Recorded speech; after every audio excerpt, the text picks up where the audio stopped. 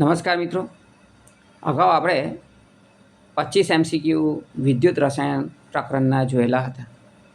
હવે આજે આપણે નવા વિડીયો સાથે પાછા મળીએ છીએ. આગળ આપણે નવા MCQ સોલ્વ કરવા પ્રયત્ન કરીએ છીએ. આપણી પાસે અગાઉનો પ્રશ્ન છે, NaClના સાંદ્ર જલીય દ્રાવણનું વિદ્યુત વિભાજન ગ્રેફાઇટના નિષ્ક્રિય વિદ્યુત ધ્રુવો વડે કરતાં કેથોડ પર કઈ કઈ નિપજો પ્રાપ્ત થાય છે. બરાબર છે. તમને પ્રશ્ન પૂછ્યો છે કેથોડ પર કઈ કઈ નિપજો પ્રાપ્ત થાય છે. તો હવે આની અંદર મુખ્ય વસ્તુ તમારે મિત્રો ધ્યાન રાખવાની છે કે જ્યારે વિદ્યુત વિભાજન કરવામાં આવે, માની લો કે આપણે બે વિદ્યુત ધ્રુવો મૂકીએ છીએ અને વિદ્યુત વિભાજન માની લો કે તમે પીગલિત NaClનું કરતા હોય અથવા તો પછી મંદ NaClનું કરે છે. આપણે ત્રણ વસ્તુની આપણે વાત કરવાના છે. માની લો કે આપણી પાસે મંદ NaClનું દ્રાવણ છે. તો મંદ NaClના દ્રાવણમાં મિત્રો તમને બધાને ખબર છે, મંદ NaClના દ્રાવણમાં તમારી પાસે મુખ્ય વસ્તુ શું છે કે એની અંદર માત્ર ને માત્ર કોનું વધારે પ્રમાણ છે? પાણીનું. મંદ NaCl હશે તો કોનું પ્રમાણ વધારે છે? પાણીનું પ્રમાણ વધારે છે. જ્યારે તેની અંદર NaClનું પ્રમાણ ખૂબ ઓછું છે. એટલે મિત્રો એટલું ધ્યાન રાખવાનું કે જ્યારે કોઈનું પણ મંદ દ્રાવણનું વિદ્યુત વિભાજન કરવામાં આવે તો હંમેશા પાણીનું જ વિદ્યુત વિભાજન થાય. તો હંમેશા કોનું વિદ્યુત વિભાજન થાય? પાણીનું જ વિદ્યુત વિભાજન થાય. હવે પાણીનું વિદ્યુત વિભાજન થાય એટલે તમને મિત્રો ખબર હોવી જોઈએ કે પાણીનું વિદ્યુત વિભાજન કરીએ ત્યારે એનોડ પર તમને જે ઋણ હોય તે ધન ધ્રુવ પર મળે. બરાબર છે. હવે પાણીમાં H2 અને O2 છે તો H પ્લસ હોય ને O માઇનસ હોય. બરાબર છે. O માઇનસ હોય તો માઇનસ હોય તે ધન ધ્રુવ પર જમા થાય. એટલે ધન ધ્રુવ પર એનોડ પર તમને શું કયો વાયુ પ્રાપ્ત થાય છે? O2 વાયુ પ્રાપ્ત થાય. તે જ રીતે કેથોડ પર કયો વાયુ પ્રાપ્ત થશે? H2 વાયુ પ્રાપ્ત થાય. એનોડ પર O2, કેથોડ પર H2. આ ક્યારે? જ્યારે મંદ દ્રાવણનું વિદ્યુત વિભાજન હોય ત્યારે, કોઈનું પણ મંદ દ્રાવણ હોય ત્યારે હંમેશા એનોડ પર તમને પાણીનું વિદ્યુત વિભાજન થઈને O2 અને કેથોડ પર પાણીનું વિદ્યુત વિભાજન થઈને તમને H2 પ્રાપ્ત થાય છે. બરાબર છે મિત્રો. હવે તમને આગળ એક વસ્તુ ધ્યાન હોવી જોઈએ કે મુખ્ય મુદ્દાની આપણે જો વાત કરીએ તો હવે આપણી પાસે પ્રશ્ન શું છે આની અંદર? પ્રશ્ન તમને શું પૂછ્યો છે કે સાંદ્ર જલીય દ્રાવણ. હવે બીજા મુદ્દાની વાત કરીએ, થોડું આપણે સાઈડ ટ્રેક પર લઈએ છીએ. જ્યારે પીગલિત NaClના દ્રાવણનું વિદ્યુત વિભાજન હોય, જોજો મિત્રો, આ વિદ્યુત વિભાજન તો કરીએ તો કયા દ્રાવણનું વિદ્યુત વિભાજન કરીએ? પીગલિત NaCl પરંતુ પીગલિત. હવે જ્યારે પીગલિત NaCl હશે તો તેમાં માત્ર NaCl છે, બીજું કંઈ નથી. માત્ર ને માત્ર શું છે? NaCl છે, બીજું કશું જ નથી. એટલે જ્યારે પીગલિત NaClના દ્રાવણનું વિદ્યુત વિભાજન કરીએ તો એમાં Na પ્લસ છે અને Cl માઇનસ છે. તો જે ઋણ છે તે ધન ધ્રુવ પર અને ધન છે તે ઋણ ધ્રુવ પર. એટલે કે Cl2 એ કયા ધ્રુવ પર જમા થાય? એનોડ પર. જ્યારે Na સોલિડ એ કયા ધ્રુવ પર જમા થાય? ઋણ ધ્રુવ પર, એટલે કે કેથોડ પર જમા થાય. એટલે જ્યારે હવે તમારે ધ્યાન રાખવાનું છે મિત્રો, જ્યારે પીગલિત દ્રાવણ છે ત્યારે એનોડ પર Cl2, કેથોડ પર તમને Na પ્રાપ્ત થાય. હવે આપણી પાસે પ્રશ્ન આ બેની વચગાળાનો છે. પ્રશ્ન આપણી પાસે શું છે? NaClના સાંદ્ર, એની અંદર NaClના સાંદ્ર જલીય દ્રાવણનું વિદ્યુત વિભાજન ગ્રેફાઇટના નિષ્ક્રિય વિદ્યુત ધ્રુવો વડે કરીએ તો કઈ કઈ નિપજો મળે છે? તો તમારે ધ્યાન રાખવાનું છે કે એનોડ પર Cl2, કેથોડ પર H2 અને દ્રાવણમાં NaOH પ્રાપ્ત થાય. મિત્રો આ જ સવાલ બીજી રીતે પણ પૂછી શકે કે NaClના સાંદ્ર જલીય દ્રાવણનું વિદ્યુત વિભાજન ગ્રેફાઇટના નિષ્ક્રિય વિદ્યુત ધ્રુવો વડે કરીએ તો લિટમસ પેપર પર શું અસર થાય? હવે આ બેઝિક છે, દ્રાવણ બનશે છેલ્લે. દ્રાવણ કયું બનશે? બેઝિક બનશે. અને જો દ્રાવણ બેઝિક બને તો તમને ખબર હોવી જોઈએ કે એ ભૂલા બે લાભુ. એસિડ ભૂરા લિટમસ પેપરને લાલ બનાવે, બેઝ લાલ લિટમસ પેપરને ભૂરું બનાવે. NaOH કેવું છે? બેઝિક છે. એટલે બેઝ લાલ લિટમસ પેપરને શું બનાવશે? ભૂરું બનાવશે. એટલે અલગ રીતે પૂછે તો પણ તમને ખબર હોવી જોઈએ. મિત્રો અગેન આપણે એના પછીના પ્રશ્નની વાત કરીએ તો આપણી પાસે NaClના પીગલિત દ્રાવણનું નિષ્ક્રિય વિદ્યુત ધ્રુવો વડે વિદ્યુત વિભાજન કરતાં કઈ નિપજો પ્રાપ્ત થાય છે? અત્યારે આપણે વાત કરી દીધી પીગલિત છે એટલે તમને ખબર જ છે હવે કેથોડ પર Na, એનોડ પર Cl2. આગળના પ્રશ્નની વાત કરીએ મિત્રો કે NaClના મંદ દ્રાવણ, કોઈનું પણ મંદ દ્રાવણ હોય મિત્રો, તમારે એક વસ્તુ ધ્યાન રાખવાની છે કે એનોડ પર ઓક્સિજન, કેથોડ પર હાઇડ્રોજન વાયુ પ્રાપ્ત થાય. ત્યાર પછી આગળના મુદ્દાની વાત કરીએ કે NaClના સાંદ્ર જલીય દ્રાવણના વિદ્યુત વિભાજનના અંતે બાકી રહેલા દ્રાવણ, અત્યારે તમને વાત કરી કે NaOH બેઝિક છે, બરાબર છે, તેથી બેઝ લાલ લિટમસ પેપરને કેવું બનાવશે? ભૂરું બનાવે. બેઝ લાલ લિટમસ પેપરને ભૂરું બનાવે. મિત્રો આગળના મુદ્દાની વાત કરીએ હવે આપણે કે CuSO4ના જલીય દ્રાવણનું ગ્રેફાઇટના ધ્રુવો રાખી વિદ્યુત વિભાજન કરવામાં આવે તો જલીય દ્રાવણની pH કેટલી થાય? પણ મિત્રો તમારે ધ્યાન રાખવાનું છે કે ગ્રેફાઇટના વિદ્યુત ધ્રુવો રાખીને જો CuSO4ના દ્રાવણનું વિદ્યુત વિભાજન કરીએ ત્યારે એનોડ પર પાણીનું ઓક્સિડેશન થઈ તમને શું મળશે? H+, બરાબર છે, બને. અને દ્રાવણનું એસિડિક પાછું જોવા મળે. દ્રાવણ કેવું હોય? એસિડિક હોય, એટલે તમને pH <7 હોય. મેઇન વસ્તુ તમારે જોવાની છે કે CuSO4નું દ્રાવણ રાખેલું છે અને એનું વિદ્યુત વિભાજન કરીએ છીએ તો તમને છેલ્લે જે pH મળે તે કેવી મળવાની છે? એસિડિક pH મળે, એટલે pH <7.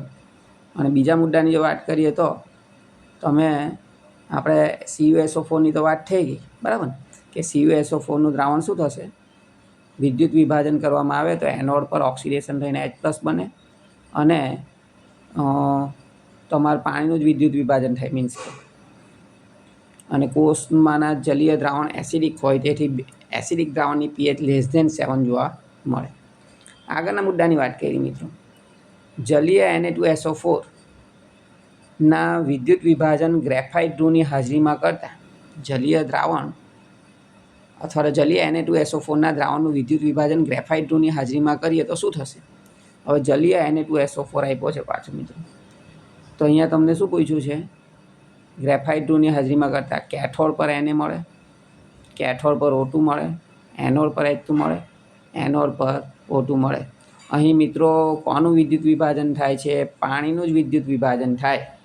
અહીં મિત્રો કોનું વિદ્યુત વિભાજન થાય છે? પાણીનું જ વિદ્યુત વિભાજન થાય.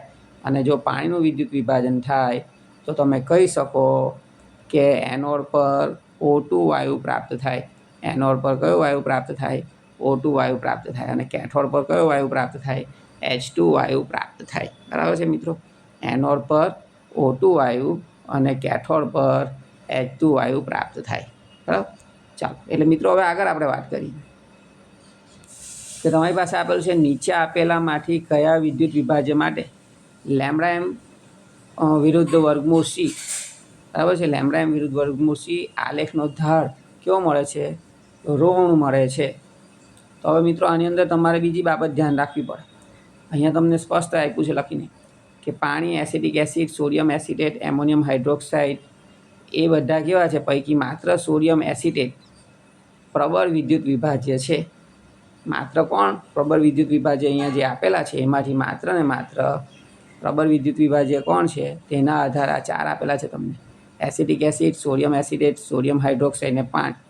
એમાંથી માત્ર ને માત્ર કોણ પ્રબળ છે? તો સોડિયમ એસિટેટ પ્રબળ વિદ્યુત વિભાજ્ય છે. બાકીના બધા કેવા છે? નિર્બળ વિદ્યુત વિભાજ્ય છે. આ બધા નિર્બળ વિદ્યુત વિભાજ્ય છે.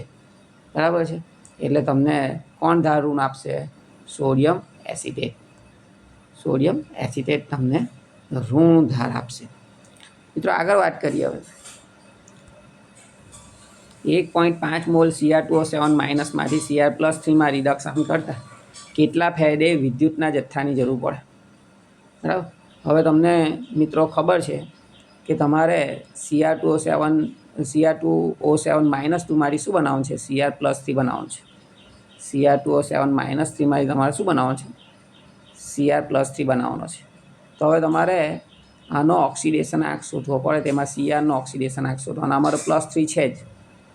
આનો ઓક્સિડેશન આંક શોધવાનો. તો ઓક્સિડેશન આંક તમે શોધો એટલે તમને કેટલો મળે છે? 6 મળે. ઓક્સિડેશન આંક શોધતા આવડતું હશે તમને કે આમ ટ્વાઇસ CR પ્લસ 7O ઉપર માથા પર કેટલા લખેલા છે? -2 છે, બરાબર છે. માથા પર કેટલા છે? -2 છે. એટલે આપણે = -2 લખીએ. એટલે CR ને X ધારી લે. ઓક્સિજનનો -2 છે, બરાબર છે. તો આ 7 દુ 14 થઈ જાય, તે બાજુ જાય એટલે 2x = 12. તો x બરાબર કેટલા લખી શકાય? 6. એટલે આપણે એમ કહી શકીએ કે અહીં CRનો ઓક્સિડેશન આંક કેટલો છે? +6 છે. એટલે આ CRનો ઓક્સિડેશન આંક અહીંયા આપણે લખો +6. આનો CR+3 નો +3. હવે તમે જોશો બેલેન્સ પાછું કરવાનું છે. આ બાજુ કેટલા CR છે? 2 છે, આ બાજુ 1 જ છે. તો આ બાજુ ડબલ કરી દઈએ, આમ 2 લખી દઈએ. તો આનો ઓક્સિડેશન આંક બી 3 ને બદલે કેટલો લખવો પડે? 6. તો આનો 6 છે, તો આપણે કેટલો લખવો પડે? 12. એટલે કુલ ઇલેક્ટ્રોનનો ફેરફાર કેટલો થયો? કુલ ઇલેક્ટ્રોનનો ફેરફાર 12 - 6 એટલે 6 ઇલેક્ટ્રોનનો ફેરફાર થયો. મિત્રો હવે 6 ઇલેક્ટ્રોનનો ફેરફાર થયો એટલે આપણે લખી શકીએ 1 મોલ માટે 6 ફેરેડે. તો હવે અહીંયા કેટલા આપેલા છે તમને? રકમમાં તમે જોજો, રકમમાં તમને કેટલા આપેલા છે? 1.5 મોલ આપેલા છે. તો 1 મોલ માટે 6 ફેરેડે, તો 1.5 મોલ માટે કેટલા ફેરેડે? તો આપણે કહી શકીએ કે 1.5 × 6 ફેરેડે બરાબર 9 ફેરેડે થઈ જાય. એકદમ સિમ્પલ છે મિત્રો. તે જ રીતે અગાઉનો MCQ આપ્યો છે તમને કે 0.1 મોલ MnO4-2નું સંપૂર્ણ ઓક્સિડેશન કરવા માટે કેટલો વીજભાર જોઈએ છે? હવે તમને એ ખબર હોવી જોઈએ કે પાછું અગેન MnO4-2 અને MnO4-1 તમારે હવે આમાં Mnનો ઓક્સિડેશન આંક શોધવાનો છે. ઉપર બતાવ્યું તે જ રીતે તમારે એનો ઓક્સિડેશન આંક શોધી કાઢવાનો. એટલે Mnનો ઓક્સિડેશન આંક +6 અને MnO4-1માં Mnનો ઓક્સિડેશન આંક +7. કેટલા ઇલેક્ટ્રોનનો ફેરફાર થયો? 1 જ ઇલેક્ટ્રોનનો ફેરફાર થયો મિત્રો, 1 જ ઇલેક્ટ્રોનનો ફેરફાર થયો. એટલે 1 મોલ હોય તો એના માટે 1 ફેરેડે એટલે કે 96,500 કુલમ. તો તમને કેટલા આપ્યા છે પ્રશ્નમાં? 0.1 મોલ આપ્યા છે. પ્રશ્નમાં તમને કેટલા આપ્યા છે? 0.1 મોલ આપ્યા છે. જોજો અહીંયા મિત્રો. એટલે આપણે 1 મોલ માટે 1 ફેરેડે, તો 0.1 મોલ માટે કેટલા? તો તમે અથવા તો 96,500 તો ભાગ્યા તમે કરી નાખી, એટલે 96,500 × 0.1 એટલે 9,650. એકદમ સિમ્પલ વસ્તુ છે મિત્રો, ભાગાકાર જ કરવાનો છે માત્ર. આગળના મુદ્દાની વાત કરીએ. નીચેની પ્રક્રિયામાં તમને એકદમ સિમ્પલ આપ્યું છે કે નીચેની પ્રક્રિયામાં 1 મોલ Cr2O7-2 ઘટાડો કરવા માટે કેટલા કુલમ વિદ્યુત પ્રવાહની જરૂર પડે?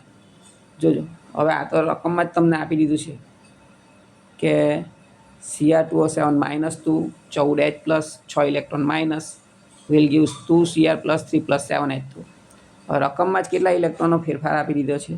6 ઇલેક્ટ્રોનનો ફેરફાર આપી દીધો છે મિત્રો. એટલે 6 × 96,500 એટલે તમને જવાબ મળી જાય, બરાબર છે, 579,000 કુલમ. એટલા વિદ્યુત ભાર જરૂરી છે.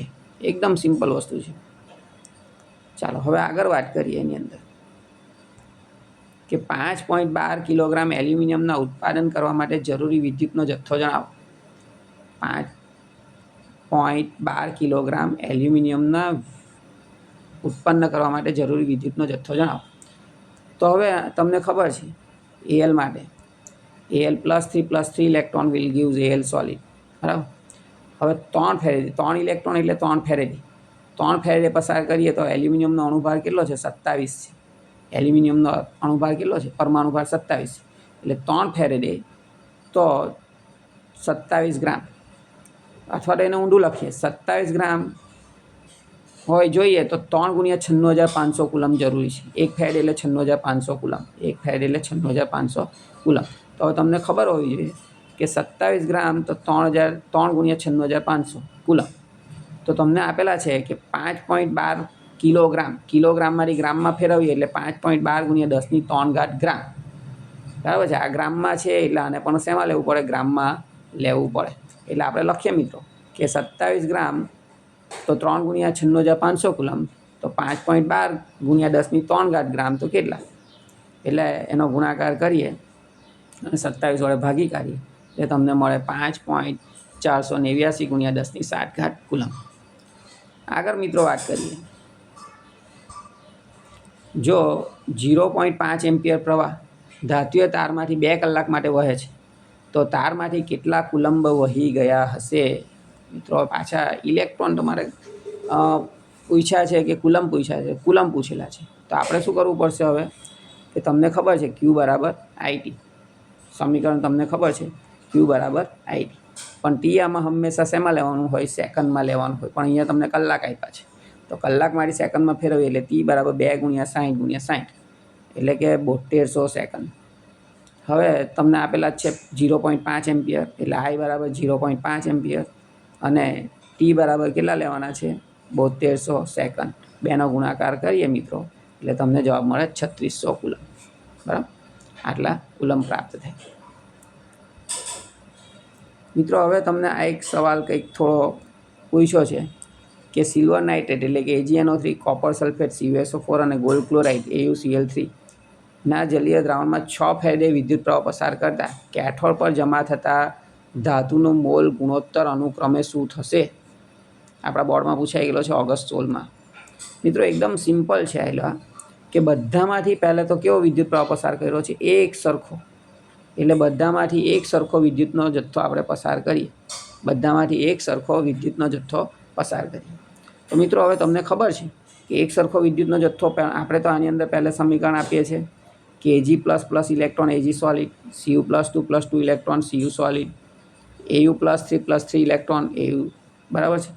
હવે આટલું આપ્યું છે, બધામાંથી આ તો જુદા જુદા ઇલેક્ટ્રોન પસાર થયા છે. બીજી રીતે કહીએ તો એક ફેરેડે પસાર કરીએ તો 1 મોલ Ag પ્રાપ્ત થાય. તો 6 ફેરેડે બધામાંથી એક સરખો વિદ્યુતનો જથ્થો પસાર કરીએ છીએ તો 6 મોલ Ag પ્રાપ્ત થાય. હવે આની અંદર જો 2 ફેરેડે પસાર કરીએ તો 1 મોલ પ્રાપ્ત થાય. એટલે અહીંયા લખ્યું 2 ફેરેડે તો 1 મોલ, તો પસાર કેટલો કરવાનો છે? 6 ફેરેડે, તો કેટલા મોલ થશે? 3 મોલ. તે જ રીતે આની અંદર Au+3+3 electron Au solid 3 Faraday પસાર કરીએ તો 1 મોલ. મિત્રો અહીંયા તમારે ખાસ ધ્યાન રાખવાનું છે, આ જેટલા ઇલેક્ટ્રોન બતાવ્યા છે ને એટલા ફેરેડે બતાવે છે. એટલે આમાં એક ફેરેડે, આમાં 2 ફેરેડે, આમાં 3 ફેરેડે, બરાબર છે. બધાના મોલ તો કેટલા છે? એક જ મોલ છે. બધાના મોલ એક જ છે, બરાબર. એટલે બધાના મોલ એક છે. હવે આગળની વાત કરી મુદ્દાની, તો જવાબ તમને કેટલો મળે છે? પહેલે મળ્યો 6 મોલ, બીજા મળ્યો 3 મોલ, 2 મોલ, એટલે જવાબ તમારો આવી ગયો 6:3:2. 6:3:2. મિત્રો આગળ વાત કરીએ આપણે. એવો જ પ્રશ્ન છે ગુજકેટ 19માં કંઈક પૂછાયેલો છે. જો AuCl3, AgNO3, MgSO4ના દ્રાવણોમાંથી 1 મોલ ઇલેક્ટ્રોન પસાર કરતા ધ્રુવો આગળ Al, Ag અને Mg નીચેના પૈકી કયા ગુણોત્તરમાં જમા થશે? તો એનો પણ એ જ રીતે સેમ સોલ્યુશન કરવાનું છે.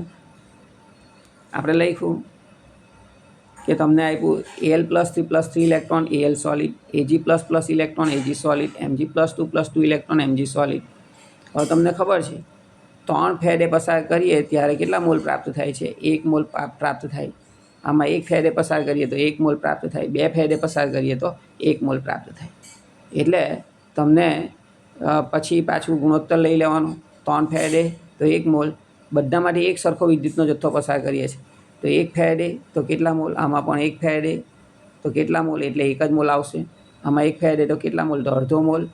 1 મોલ 1/3 મોલ, એટલે પાછો જવાબ આવ્યો 1/3 જેમ 1/1 જેમ 1/2. બરાબર. બધાને લસા લઈ લઈએ, 6 છે લસા આની અંદર, બરાબર.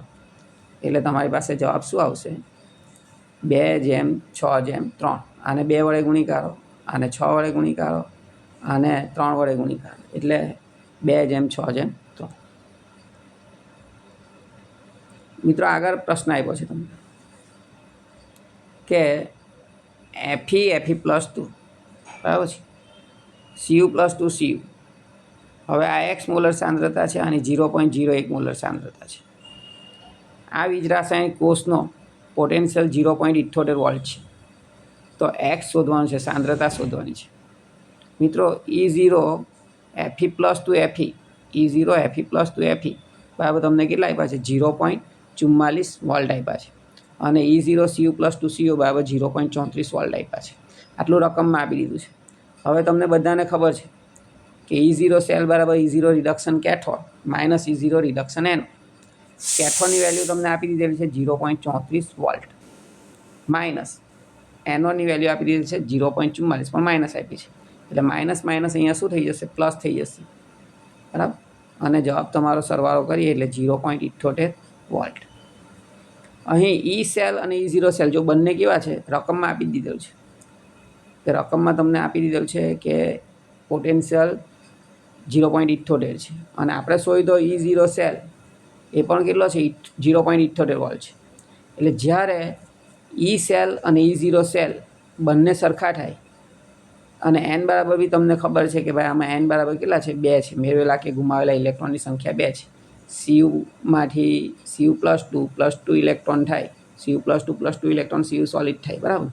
એટલે તમને મેળવેલા કે ગુમાવેલા Feમાં બી Fe+2 ઇલેક્ટ્રોન Fe સોલિડ થઈ શકે અથવા તો જે રીતે થતું હોય તે મુજબ. બરાબર છે. ઓક્સિડેશન થતું હોય કે રિડક્શન થતું હોય. ટૂંકમાં મેળવેલા કે ગુમાવેલા ઇલેક્ટ્રોનની સંખ્યા 2 છે n બરાબર. હવે આવા સંજોગોમાં બંને સરખા આવ્યા ત્યારે અર્ધકોષની સાંદ્રતા પણ કેવી થાય? સમાન થાય. એટલે જેટલી એનોડની સાંદ્રતા છે તેટલી જ કેથોડની સાંદ્રતા થાય અથવા જેટલી કેથોડની છે તેટલી જ એનોડની સાંદ્રતા થશે. એટલે મિત્રો અહીં તમને રકમમાં આપી દીધું છે કે કેથોડની સાંદ્રતા 0.01 છે તો એનોડની પણ કેટલી થશે? 0.01 થશે. આગળ આપ્યું છે તમને એવો જ સવાલ છે સેમ જેવો Mg+2 બરાબર છે. ક્ષાર સેતુ બતાવ્યું Fe+2 Fe. હવે આની અંદર તમે જોશો તો E0 તમને રકમમાં આપ્યું છે E0 Mg+2 2.37 E0 Fe+2 0.45. હવે આની અંદર આ બંને પોટેન્શિયલ કયા પોટેન્શિયલ આપેલા છે? E0 reduction cathode minus anode. Cathode તરીકે કોણ વર્તે છે? Fe. એનોડ તરીકે કોણ વર્તે છે? Mg. હવે કેથોડ તરીકે તમને આપેલું છે Fe+2 E0 reduction cathode minus anode. પણ આની અંદર તમારે બીજું પણ ધ્યાન રાખવાનું છે મિત્રો કે આ બંને કયા પોટેન્શિયલ આપેલા છે? ઓક્સિડેશન પોટેન્શિયલ આપેલા છે. બરાબર છે. તો તમારે શેમાં કન્વર્ટ કરવા પડે? રિડક્શન પોટેન્શિયલમાં. ઓક્સિડેશન પોટેન્શિયલ અને રિડક્શન પોટેન્શિયલના મૂલ્ય હંમેશા સરખા હોય પરંતુ એના ચિહ્ન કેવા હોય? જુદા જુદા હોય. એટલે જો ઓક્સિડેશન પોટેન્શિયલ ધન હોય તો રિડક્શન પોટેન્શિયલ ઋણ હોય. બરાબર. તો હવે E0 reduction cathode minus E0 reduction anode. તો હવે આની અંદર તમારે રિડક્શન કેથોડ માઇનસ એનોડ કરે એટલે આ એકચ્યુઅલી અહીંયા શું થશે? -0.45 પછી આનું -2.37 થશે. કારણ કે ઓક્સિડેશન પોટેન્શિયલ જેટલો હોય તેટલો જ રિડક્શન પોટેન્શિયલ હોય પણ નિશાની કેવી આવે? માઇનસ આવે. એટલે થોડુંક ફેરવવું પડે. પછી -2.37 એટલે માઇનસ માઇનસ શું થઈ જશે? પ્લસ. એટલે -0.45 વત્તા 2.37 એટલે અમારી બાદ કરશે એટલે તમને કેટલા મળશે? 1.92 જવાબ આવશે ધન. બરાબર. એટલે અહીંયા 1.92 લખ્યા છે મિત્રો. તમારે ધ્યાન પર લેવાનું. હવે અહીં તમને એક વસ્તુ ખબર હોવી જોઈએ કે આ 1.92 આવ્યો છે એટલો જ પાછો કોનો પોટેન્શિયલ આપેલો છે? કોષનો પોટેન્શિયલ આપેલો છે. એટલે તમારે E સેલ જેટલો છે તેટલો જ E0 સેલ છે. એટલે એક્સની જે વેલ્યુ છે એટલે કે અહીંયા આપણે એમ કહી શકીએ આની જે વેલ્યુ છે તે જ કોની બાજુમાં રિડક્શન જેનું થતું હોય તેની જેટલી સાંદ્રતા છે તેટલી જ એનોડની સાંદ્રતા છે. એનોડ અને કેથોડ બંનેની સાંદ્રતા કેવી હશે? સરખી હશે. હવે આગળ આપ્યું એની અંદર મિત્રો AuCl4 માઇનસ આયન ધરાવતા દ્રાવણમાં પ્લેટિનમ ઇલેક્ટ્રોડની હાજરીમાં બરાબર છે પ્લેટિનમ ઇલેક્ટ્રોનની હાજરીમાં 3 એમ્પિયર વીજ પ્રવાહ પસાર કરતા 1.234 ગ્રામ સોનું પ્રાપ્ત થાય. બરાબર. કેથોડ પર પ્રાપ્ત થાય તો કેટલા સમય માટે વીજ પ્રવાહ પસાર કરવામાં આવ્યો હશે? એનો પરમાણુ ભાર આપી દીધો છે 197 ગ્રામ પ્રતિ મોલ. હવે તમારે આની અંદર તો સિમ્પલ વસ્તુ છે Au+3 ઇલેક્ટ્રોન Au સોલિડ. આ તમને ખબર હોવી જોઈએ. Au+3 ઇલેક્ટ્રોન Au સોલિડ 3 ફેડે પસાર કરીએ. જો જેટલા ઇલેક્ટ્રોન બતાવેલા છે ને મિત્રો એટલા ફેડે છે. 3 ફેરેડે પસાર કરીએ ત્યારે કેટલા ગ્રામ પ્રાપ્ત થાય? 197 ગ્રામ. 1 મોલ એટલે 197, એટલે 3 ફેરેડે તો 197 ગ્રામ. બીજી રીતે પદ માનીએ તો 197 ગ્રામ તો 3 ફેરેડે. તો હવે આપણી પાસે કેટલા ગ્રામ છે? 2.134 ગ્રામ એવું. તો કેટલા ફેરેડે વિદ્યુતનો જથ્થો પસાર કરવો પડે? એટલે ગુણાકાર કરીએ છીએ 3 ગુણ્યા 1.234 ભાગ્યા 197 બરાબર તમને જવાબ મળે છે એનો જે કંઈ આવે તે ફેરેડે. બરાબર. હવે ફેરેડે મારી પાસે કુલમમાં ફેરવીએ તો તમને ખબર હોવી જોઈએ કે આ જે કંઈ મૂલ્ય છે એને ગુણ્યા કેટલા કરી દેવાના છે? 96,500. એટલે એને ગુણાકાર કરી નાખીએ 96,500 સાથે, એટલે તમને મળી જાય છે 13.1 બરાબર છે, 41,624 આટલા કંઈક મળી જાય છે. તો પાછું એની અંદર આગળ વધીએ કે ક્યુ બરાબર આઈટી, તો ટી બરાબર ક્યુ બાય આઈ. આ જે વેલ્યુ છે ભાગ્યા કેટલા કરી નાખીએ? આઈ. તમને આઈ આપી જ દીધો છે રકમમાં. તમે જોશો 3 એમ્પિયર વિદ્યુત પ્રવાહ પસાર કરવામાં આવે છે. 3 એમ્પિયર વિદ્યુત પ્રવાહ પસાર કરીએ એટલે 3 વડે અહીંયા આપણે ભાગી કાઢીએ છીએ, એટલે તમને જવાબ મળે 604.47 સેકન્ડ. 604.47 સેકન્ડ. એને મિનિટમાં ફેરવીએ તો ભાગ્યા કેટલા કરી દેવાના? સેકન્ડ ભાગ્યા 60, એટલે તમને 10 મિનિટ અને 4 સેકન્ડ પ્રાપ્ત થાય. ત્યાર પછી આગળ વાત કરીએ આપણે મિત્રો કે એની અંદર એક જ મિનિટ અમે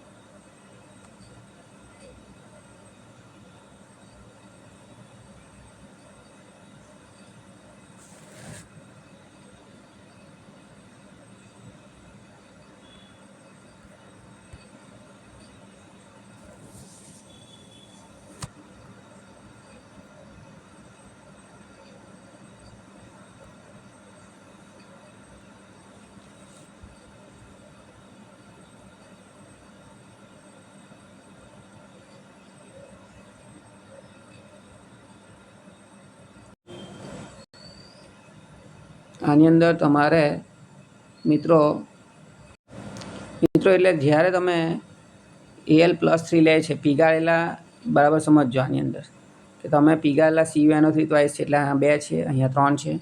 જુદા જુદા 2 વિદ્યુત વિભાજન કોષો લીધેલા હોય, બરાબર, શ્રેણીબદ્ધ જોડેલા છે અને સરખો વિદ્યુતનો જથ્થો પસાર કરો છો તમે, તો કેટલી ધાતુ પ્રાપ્ત થાય તે પૂછ્યું છે. તો Al+3 + 3 electron minus Al solid 3 Faraday પસાર કરીએ તો 27 ગ્રામ. આપણે પદ અહીંયા ઊંધું માર્યું છે, તમને ખબર છે કે 27 ગ્રામ તો 3 ફેરેડે તો 2.7 ગ્રામ તો કેટલા ફેરેડે? એટલે જવાબ આવે તમારો 0.3 ફેરેડે. 0.3 ફેરેડે. તો હવે Cu+2 માટે પણ સરખો જ વિદ્યુતનો જથ્થો પસાર કરીએ છીએ, એટલે કે 0.3 ફેરેડે પસાર કરીએ છીએ. તો 2 ફેરેડે આના સમીકરણ મુજબ 2 ફેરેડે તો 63.5 ગ્રામ. આ 1 મોલ છે, એટલે 1 મોલનું વજન કેટલું છે? તો 63.5 ગ્રામ છે, બરાબર. તો 3 ફેરેડે તો કેટલા? 0.3 ફેરેડે તો કેટલા? તો 2 ફેરેડે તો 63.5 ગ્રામ, તો 0.3 ફેરેડે તો કેટલા ગ્રામ મળે? એટલે તમને મળે છે 9.525 ગ્રામ પ્રાપ્ત થાય છે. હવે મિત્રો આગળ આપ્યું છે કે CuSO4ના જલીય દ્રાવણમાં 2 ફેરેડે વિદ્યુત પ્રવાહ પસાર કરવામાં આવે તો કેથોડ પર જમા થયેલ કોપરનું દર ગણવાનું છે. તાંબાનું કોપર એટલે તાંબુ એટલે કોપર. તો Cu+2 + 2 ઇલેક્ટ્રોન, બરાબર. તો Cu will give Cu solid. 2 Faraday પસાર કરીએ તો કેટલા ગ્રામ પ્રાપ્ત થાય છે? 63 ગ્રામ પ્રાપ્ત થાય. ને આમાં પૂછ્યો પણ 2 જ ફેરેડે છે, એટલે અણુભાર જેટલું વજન મળે, પરમાણુ ભાર જેટલું, 63.5 ગ્રામ. આગળ મિત્રો નવો પ્રશ્ન છે તમને કે AgNO3ના જલીય દ્રાવણનું નિષ્ક્રિય વિદ્યુત ધ્રુવો વડે વિદ્યુત વિભાજન કરતા 9650 કુલમ વિદ્યુતથી કરતાં કેથોડ પર પ્રાપ્ત થતા ચાંદીનું વજન શોધવાનું છે. હવે Ag નો પરમાણુ ભાર કેટલો છે તમને ખબર છે? 108 ગ્રામ પ્રતિ મોલ આપેલો જ છે. હવે તમને 1 ફેરેડે પસાર કરીએ ચાંદી માટે તમે સમીકરણ આમ લખીએ Ag++ electron minus will give Ag solid, આવું લખીએ, બરાબર છે. જો એવું લખતા હોય એટલે 1 ફેરેડે એટલે તમને ખબર છે 96,500 કુલમ. 96,500 કુલમ તો 1 ફેરેડે, તો તમને રકમમાં આપેલું છે 9,650 કુલમ, તો કેટલા ફેરેડે? એટલે 0.1 ફેરેડે આવ્યું. હવે પાછું આપણી પાસે સમીકરણ છે Ag++ electron Ag solid will gives Ag solid. 1 Faraday તો 108 ગ્રામ, બરાબર છે. 108 ગ્રામ ચાંદી મળે. તો હવે તમને આપેલા છે 0.1 ફેરેડે, તો કેટલા ગ્રામ ચાંદી મળે? તો 10.8 ગ્રામ. બરાબર છે, 10.8 ગ્રામ પ્રાપ્ત થાય. બસ મિત્રો, આજે આપણે આટલું જ જોઈએ છે. ફરી પાછા નવા વિડીયો સાથે આપણે મળીશું, આગળના MCQ જોઈશું. તો મિત્રો, તમે ભણતા રહેજો અને કંઈ તમારી તકલીફ હોય તો કોમેન્ટમાં લખીને જણાવજો. Okay, thank you.